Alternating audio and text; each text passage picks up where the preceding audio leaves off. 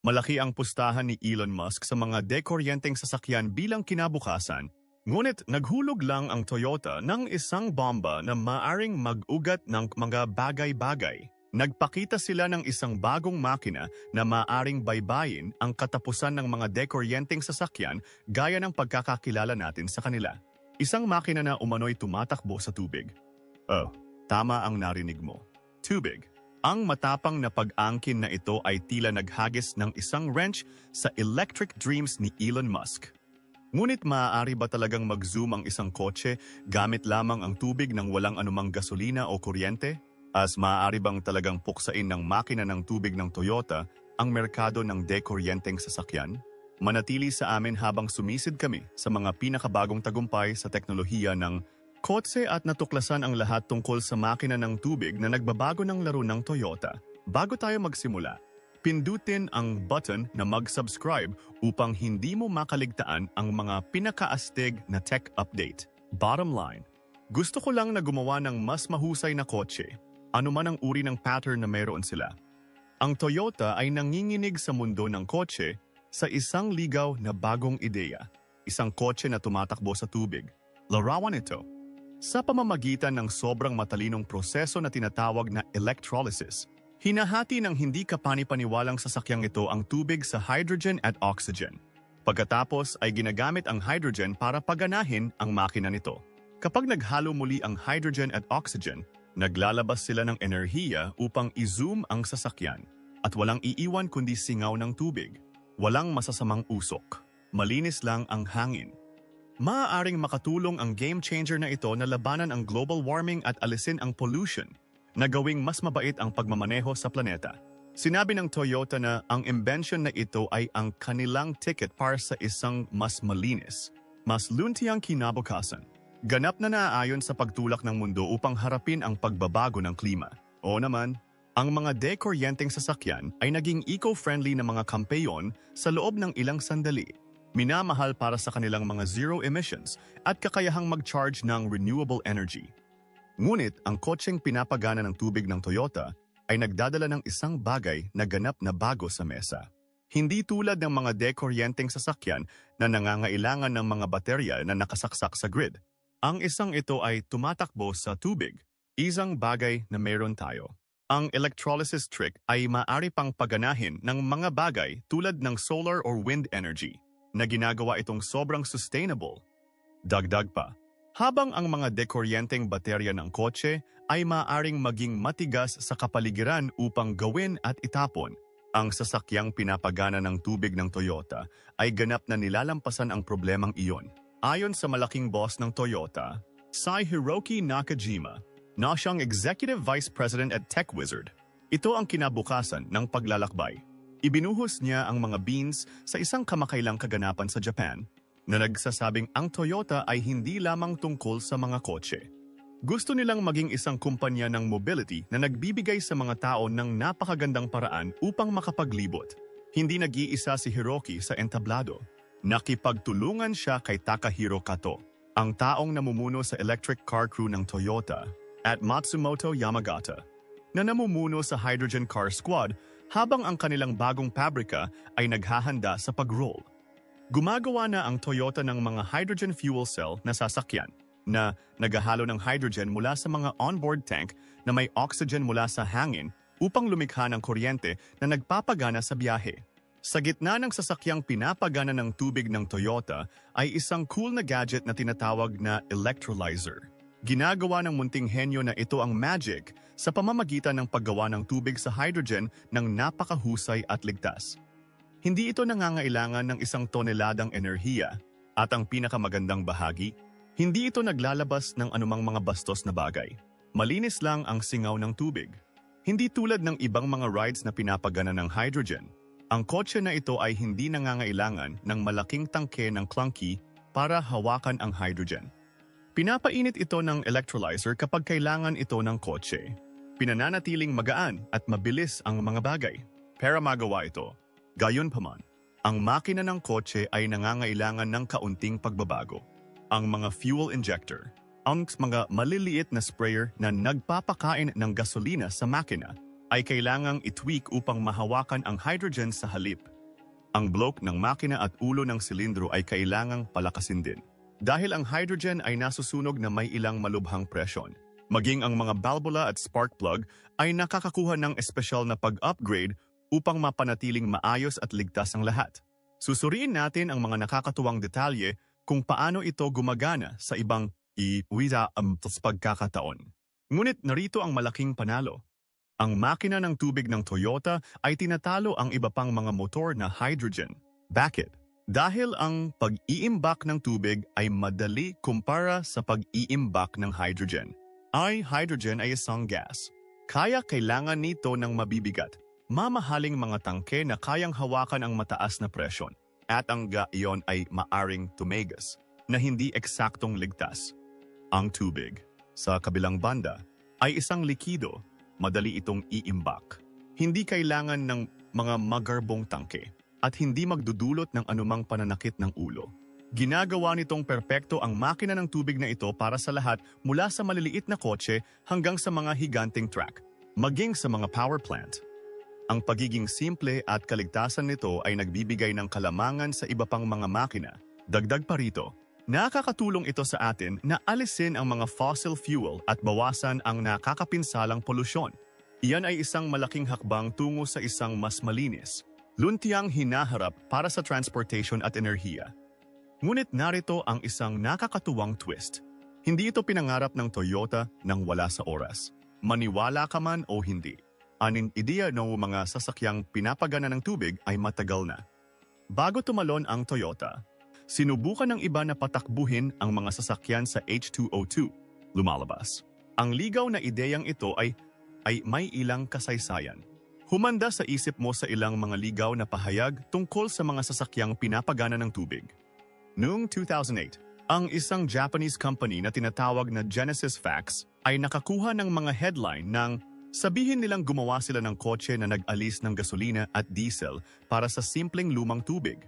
Pag-usapan ang tungkol sa isang game changer, mas murang gasolina at mas masayang planeta. Sinabi nila na ang kanilang sasakyan ay gumamit ng isang matalinong sistema upang hatiin ang tubig sa hydrogen at oxygen. Pagkatapos ay sinunog ang hydrogen upang mag-zoom sa paligid. Ngunit narito ang catch. Hinukay ito ng mga eksperto at nalaman na hindi lang sa tubig tumatakbo ang sasakyan. Kailangan nito ng isang espesyal na sangkap na tinatawag na metal hydride upang gumana. Kaya, hindi ang tubig lamang na pagtataka na ipinangako nila. Ang Genesis Facts, sa pangunguna ni Jenna Pack, ay hindi kailanman nagpakita ng matibay na patunay. At hindi ito binili ng mga siyentipiko. Itinuro nila na ang tubig ay sobrang matatag. Ang paghahati nito sa hydrogen at oxygen ay nangangailangan ng 1 toneladang enerhiya. Ayon sa pisika, hindi mo basta-basta makakalabas ng enerhiya sa tubig ng libre. Para kang sumusubok na pumiga ng katas sa bato. Hindi ito ang unang pagkakataon na may sumubok na ibenta ang pangarap na ito. Noong 1980s, isang lalaking nagngangalang Stanley Meyer ang nanumpa na gagawa siya ng isang dune buggy na tumatakbo sa tubig. Mukhang cool, tema? Ngunit hindi niya ito napatunayan. At noong 1996, na-busted siya dahil sa panloloko. Ang kwento ni Jenna Pack ay nagsimulang tumunog na katulad ng kay Meyer at nagtaas ng kilay ang mga tao. Pagkatapos, noong 2002, sinabi ng isang kumpanya na tinatawag na Hydrogen Technology Applications na ang kanilang gadget, ang Aquagen, ay maaaring hatiin ang tubig sa mga sasakyan na nagpapatakbo. Nagsimula sila sa welding. Ngunit sa lalong madaling panahon sinabi na maaari itong magpatakbo ng mga sasakyan. Mga siyentipiko, hindi impressed.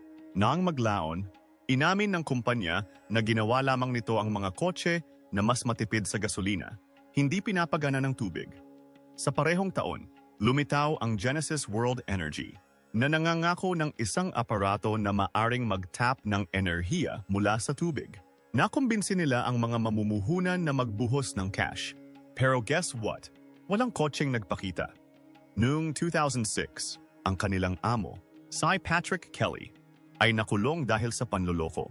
Noong 2008, sa parehong taon ay gumagawa si Jenna Pack, isang lalaki mula sa Sri Lanka na nagngangalang Tushara Riale, isang mang-awit. Ang sumabog sa eksena na nagsasabing siya ay nagmaneho ng kotse 190 milya gamit lamang ang 3 litro ng tubig. Ang ligaw niyan, di ba? Maging ang punong ministro ng Sri Lanka ay sumuporta sa kanya. Ngunit hindi nagtagal ang pananabik. Naaresto si Tushara dahil sa pandaraya at isa na namang overhyped na kata ang kwento niya. Fast forward sa 2022 at sinabi ng isang Indonesian na lalaki na nagngangalang Ariano Mikil na nag-imbento siya ng gadget na tinatawag na Nakba na maaaring gawing hydrogen fuel ang tubig. Ipinagmamalaki niya na kaya nitong paandarin ang mga motorsiklo sa loob ng 500 kilometro sa 1 litro lamang ng tubig at inangkin pa niya ang malalaking pangalan tulad ng Lamborghini at Ferrari na kumakatok sa kanyang pintuan. Ang sumagi scientifico sa Indonesia ay hindi nagkakaroon nito. Bagaman. Sinabi nila na nilabag nito ang mga batas ng pisika. Dagdag pa. Ang mga magarbong kumpanya ng kotse, hindi talaga interesado. Ang kwento ni Ariano ay nagsimulang tumunog tulad ng isa pang malaking pangako na walang patunay. Sa lahat ng mga flop at pandaraya na ito, nagtataka ka. May isang taong sinusubukang patahimikin ang mga sasakyang pinapagana ng tubig, hindi natin mapapatunayang may malaking pagsasabuatan. Ngunit may ilang mga makatas na dahilan kung bakit ito maaring mangyari. Bilang panimula, ang industriya ng fossil fuel ay $1 trilyong na higante. Maaaring baligtarin ng isang water-powered na kotse ang kanilang mundo. At ang malalaking manlalaro na ito ay may pera at kapangyarihan upang pigilin ang anumang bagay na nagbabanta sa kanilang makita. Pag-isipan ito. Maaaring itulak ng husto ng mga kumpanya ng langis, magpakalat ng pagdududa o maglobby laban sa tech na maaaring magnakaw ng kanilang spotlight. Pagkatapos ay mayroong pang-araw-araw na mga tao at media. Ang mga bagong ideyang tulad nito ay maaaring napakaganda para maging totoo at maging tapat tayo. Tubig bilang panggatong, ito ay nakakalito upang ibalot ang iyong ulo sa paligid. Maaaring mag-alala ang mga tao tungkol sa kaligtasan o hindi nila naiintindihan kung paano ito gumagana, na maaaring magdulot ng masamang vibes at makapagpabagal ng mga bagay. Ang mga malalaking kuha sa mundo ng enerhiya ay maaari pa nangang palakasin ang mga takot na iyon upang mapanatili ang kontrol at matiyak na ang mga ligaw na imbensyon na ito ay mananatiling lihim. Pagtakpan man ito o mahirap lang, ang pangarap ng mga rides na pinapagana ng tubig ay patuloy na humaharang sa kalsada. Isipin mo ito, ang mga palihim na kampanya ng maling information ay nag-uudyok ng pagdududa at takot tungkol sa bagong teknolohiya na nag-aalangan sa mga tao na sumakay. Ngunit narito ang Toyota, buong tapang na sumusulong sa kanilang mga water-powered car plan. At sinusuportahan nila ito ng totoong agham. Sa kanilang napakalaking impluensya sa mundo ng kotse, isang reputation na pinagkakatiwalaan ng mga tao, at isang treasure chest ng mga mapagkukunan, maaaring gawing isang bagay na makikita mo sa kalsada ang mga sasakyang pantubig mula sa isang nakatutuwang tsismis. Maaari tayong nasa bingit ng isang buong bagong panahon. Bakit ginagawa ito ng Toyota? Nagsusumikap silang manatili sa tuktok sa isang mundo na tungkol sa malinis na teknolohiya at mga dekoryenteng sasakyan. Ang mga bagong manlalaro tulad ng BYD at NIO mula sa China ay nagpapatakbo ng mga electric rides na nagtutulak sa Toyota na i-level up ang kanilang laro. Nagsisikap sila na gawing mas matalino at mas luntian ang kanilang hydrogen tech upang makasabay sa pangangailangan para sa pang-planet na paglalakbay. Sa pagbabalik tanaw, ang ligaw na kasaysayan ng mga ideya sa kotseng pinapagana ng tubig ay nagpapakita ng maraming mga hindi inaasahang pag-aangkin. Ngunit ang drive para sa mas malinis na enerhiya, iyan ang tunay na pakikitungo. Ang Toyota ay mayroon ng kotseng pinapagana ng hydrogen na tinatawag na Mirai. Mas na nagpapatunay na seryoso sila sa isang napapanatiling hinaharap. At maniwala ka sa akin, may mas kapanapanabik na bagay sa daan. Ngayon, pag-usapan natin ang mga malalaking aso sa mga dekoryenteng sasakyan. Nangunguna ang China at US. Sa grupo, nawala ang lahat ng China. Nagbuhos ng pera sa mga istasyon at pabrika ng EV charging, na ginagawa itong pinakamalaking merkado ng electric car sa mundo. Ang mga kumpanyang tulad ng BYD, NIO, at XPeng ay nagtutulak ng singil na pinalakas ng mga perk ng gobyerno, isang malaking network ng mga charger, at nangungunang pagmamanupaktura. Patay na ang mga pinuno ng China sa pagbabawas ng pollution at carbon emissions. Kaya't sinampal nila ang mga mahigpit na alituntunin na nagbibigay ng malaking tulong sa mga EV. Milyon-milyong mga dekoryenteng sasakyan ang lumilipad sa mga lote bawat taon at ang kanilang pagtuon sa mas mahuhusay na baterya at mas maraming charging spot ay nagpapanatili sa kanila na mauna sa laro bilang mga pandaigdigang EV champ. Sa Estados Unidos, ang mga malalaking pangalan tulad ng Tesla ay nagpapailaw sa eksena ng electric vehicle EV. Sa pangunguna ni Elon Musk, naging ganap na game changer si Tesla na may mga magarang disenyo, super smart tech, at isang higanteng network ng mga fast charging station na tinatawag na supercharger. Patuloy nilang itinataas ang bar gamit ang mas mahuhusay na baterya at mas mahabang driving range. At hindi lang Tesla, ang mga higanteng klasikong kotse tulad ng General Motors at Ford ay pumapasok din. Halata na nagpapalabas ng mga bagong modelo ng kuryente at nagbubuhos ng toneladang pera sa EV tech. Ngunit narito ang bagay, parehong ang US at China, sa kabila ng kanilang mga panalo sa EV, ay nakikipagbuno sa ilang nakakalito na issue. Ay pagaw at pagtatapon ng mga battery ay maring maging mahirap sa kapaligiran. At kailangan nila ng malinis na enerhiya para ma-charge ang mga sasakyang iyon. Doon pumapasok ang sasakyang pinapagana ng tubig ng Toyota na may sariwang twist. Sa halip na umasa sa malalaking lithium-ion na baterya, tulad ng karamihan sa mga dekoryenteng sasakyan na tinatawag na BEV, iba ang niluluto ng Toyota. Hydrogen fuel cells na pinapagana ng tubig. Malaking bagay ito dahil iniiwasan nito ang mga sakit ng ulo sa kapaligiran ng production ng baterya at pinapanatili ang mga bagay na sobrang malinis sa pamamagitan lamang ng paglabas ng singaw ng tubig. Walang masasamang pollutant tulad ng carbon dioxide o mga bagay na nagdudulot ng smog mula sa mga sasakyang pinapagana ng gas. Ang makina ng tubig ng Toyota ay parang hininga ng sariwang hangin kumpara sa mga sakay ng fossil fuel na naglalabas ng mga nakakapinsalang emisyon. Dagdag pa, ang mga hydrogen fuel cell ay may ilang seryosong pakinabang sa mga regular na EV na baterya. Para sa isa, ang pagpuno ng tangke ng hydrogen ay tumatagal lamang ng ilang minuto. Mas mabilis kaysa sa mga oras na aabutin para mag-charge ng baterya. Malaking panalo iyon para sa mga road trip o sino mang ayaw maghintay sa paligid. Higit pa rito, ang hydrogen ay nag-iimpake ng mas maraming enerhiya sa mas kaunting timbang kaysa sa mga baterya ng lithium-ion. Kaya maaari kang magmaneho ng mas malayo sa isang tangke. At narito ang cherry sa itaas. Maaaring gawin ang hydrogen gamit ang berdeng enerhiya tulad ng solar, wind, o hydropower. Ginagawang mas eco-friendly ang buong setup. Hinaharap din ng Toyota ang mahihirap na bahagi ng pagtatrabaho sa hydrogen, tulad ng kung paano gawin at iimbak ito ng matalino.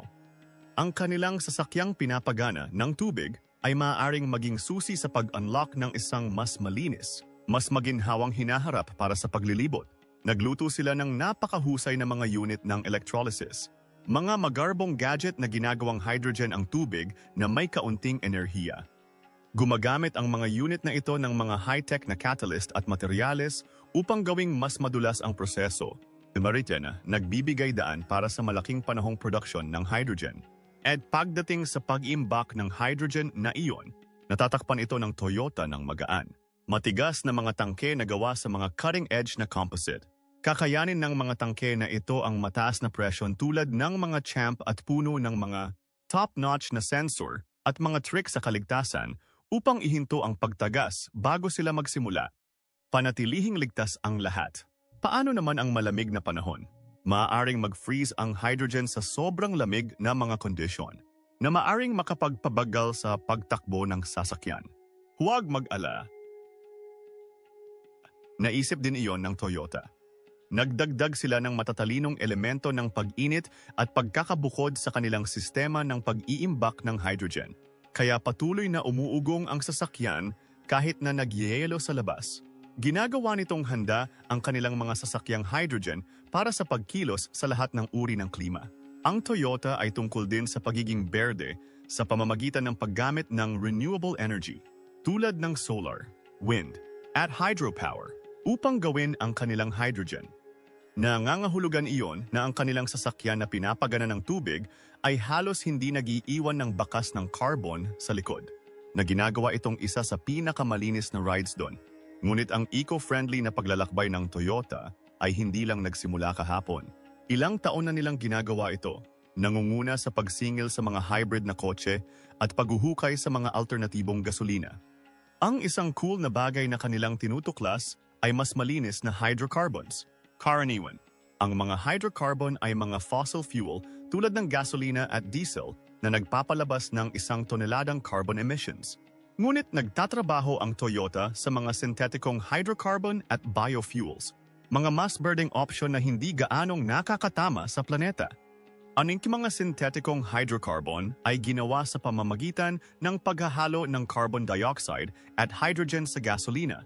Karaniwang nire-recycle ang CO2 upang mabawasan ang kabuuang carbon mess. Ang Toyota ay naghuhukay din sa mga biofuel, mga cool na panggatong naggawa sa mga bagay tulad ng mga halaman, dumi ng hayop, algae, at iba pang mga organic na goodies. Mga biofuel na ito ay nababago. Ibig sabihin, maaari nating patuloy na gawin ang mga ito nang hindi na uubusan. At mas banayad ang mga ito sa planeta. Ang Toyota ay nagbuhos ng oras at pagsisikap sa pag-isip kung paano gagawing mas mahusay ang mga biofuel at ipasok ang mga ito sa kanilang mga sasakyan. Ang lahat ng ito ay tungkol sa paghahanap ng mabilis na paraan upang mabawasan ang mga emisyon. Habang ang mundo ay gumagawa ng higit pang mga istasyon ng hydrogen at mga electric charging spot. Ngunit hindi lang iyon. Ang Toyota ay isa ring superstar sa fuel cell tech. Sa gitna ng kanilang mga plano sa berdeng sasakyan ay ang mga hydrogen fuel cell na ginagawang kuryente ang hydrogen gas sa pamamagitan ng paghahalo nito sa oxygen. Ang tanging lumalabas, singaw ng tubig. Pag-usapan ang tungkol sa malinis. Nagsimulang maglaro ang Toyota ng mga ideya sa fuel cell noong unang bahagi ng dekada 90 at malayo na ang narating nila mula noon. Ngayon, ang kanilang mga fuel cell mas maliit, mas matalino, at mas mura salamat sa makintab na pag-upgrade sa mga materyales, mas mahihigpit na lamad, at mas magagandang disenyo. Nakakatuwang katotohanan. Nakakuha ang Toyota ng mahigit 5,000 patents sa bagay na ito na sumasaklaw sa lahat mula sa mga disenyo ng fuel cell hanggang sa pag-iimbak ng hydrogen at mga tricks sa production. Iyan ay kung paano sila nagkukulong sa kanilang pwesto bilang isang malaking manlalaro sa eco-friendly na laro sa pagmamaneho. At narito ang isang nagniningning na bituin sa kanilang kwento. Ang Mirai, inilunsad noong 2014. Ang Mirai, na nangangahulugang hinaharap sa Japanese, ay ang unang mass-produced na hydrogen fuel cell car sa mundo. Ito ang malaking pangarap ng Toyota para sa napapanatiling paglalakbay na nababalot sa isang makinis na biyahe.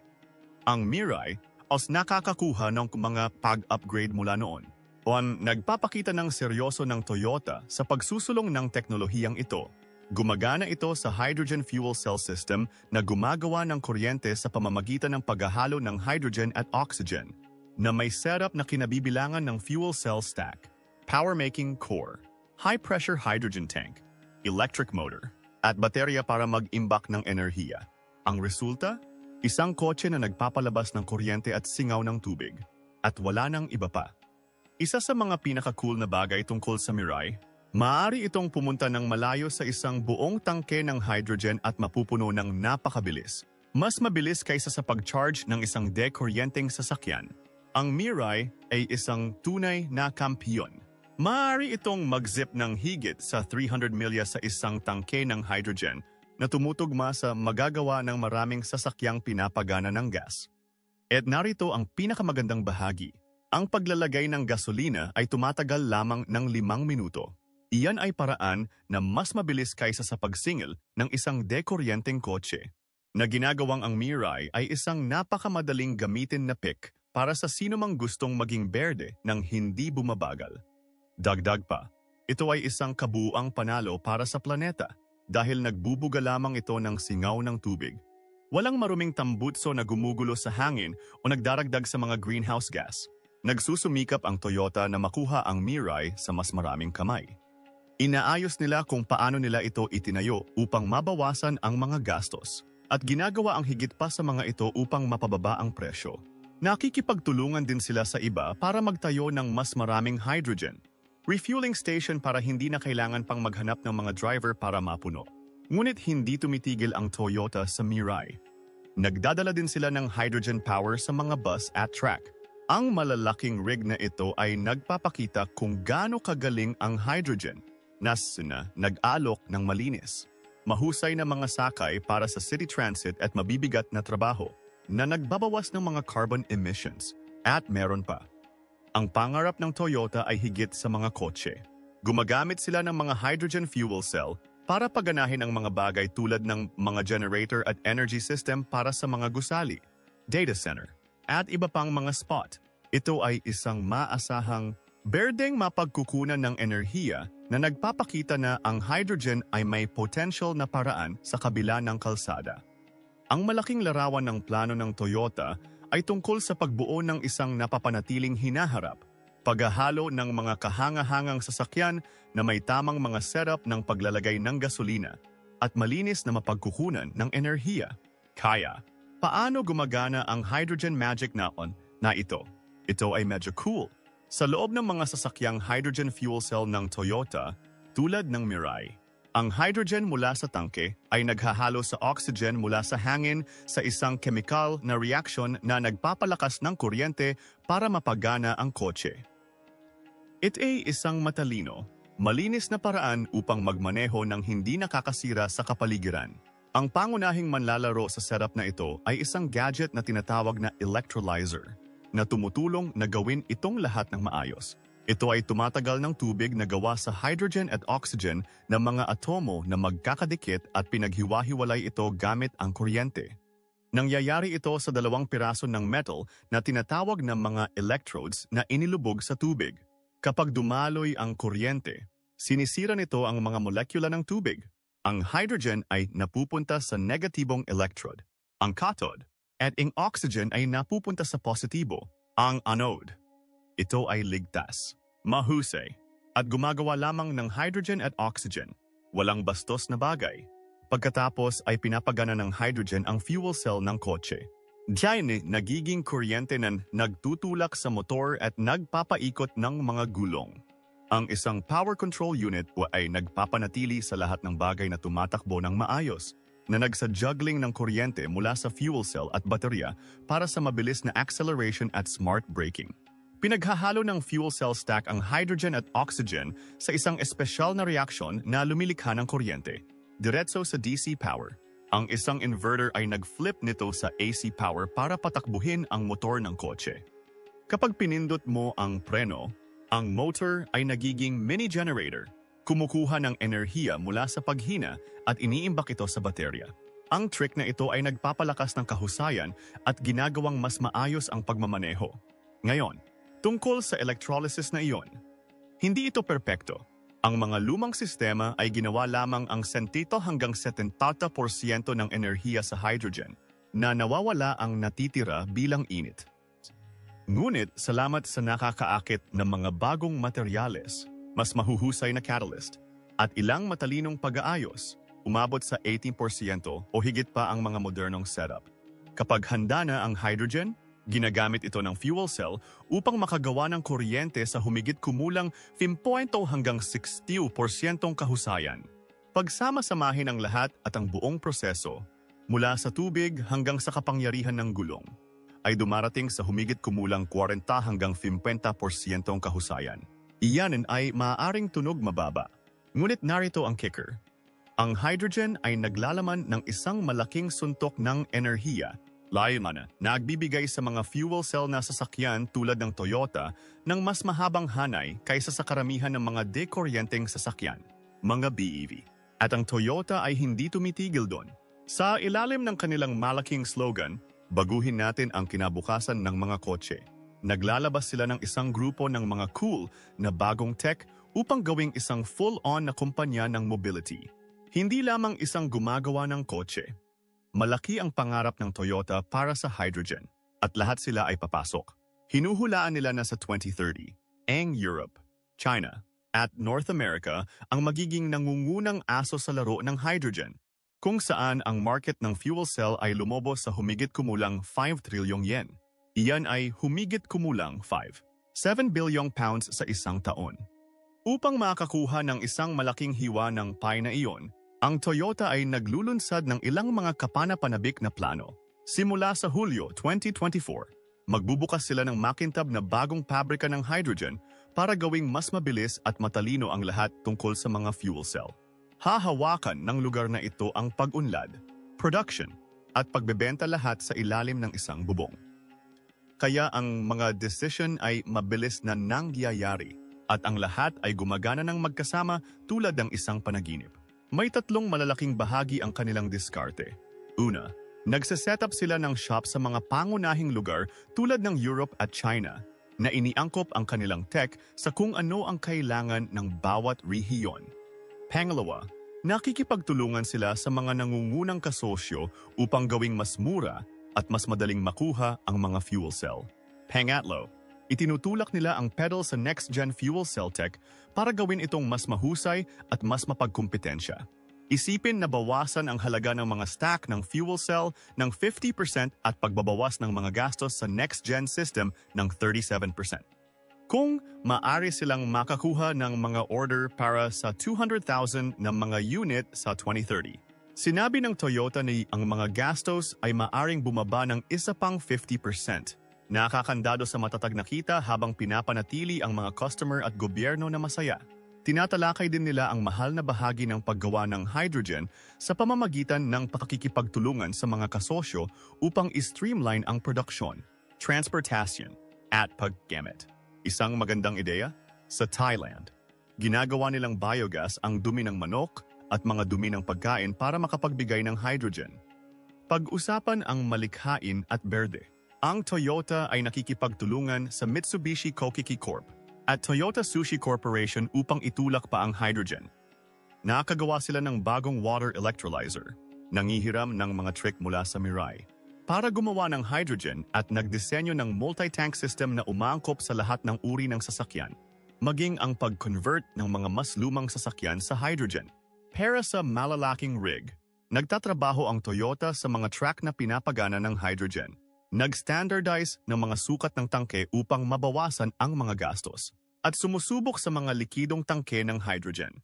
Naglunsad din sila ng hydrogen engine na kotse sa Japan na lisensyado para sa mga pampublikong kalsada upang pabilisin ang paglipat sa carbon-neutral na pagmamaneho. Dagdag pa, ang Toyota ay nakikipagsosyo sa iba upang gawing mas mura ang hydrogen at mas available sa buong mundo. Sa lalong madaling panahon, ang mga kotse ay maaring tumakbo sa tubig. Ito ba ay magwawakas para sa mga dekuryenteng sasakyan? Sabihin sa amin kung ano ang iyong iniisip sa mga komento. Like, share, subscribe, at panoorin ang aming susunod na video. Magugustuhan mo ito.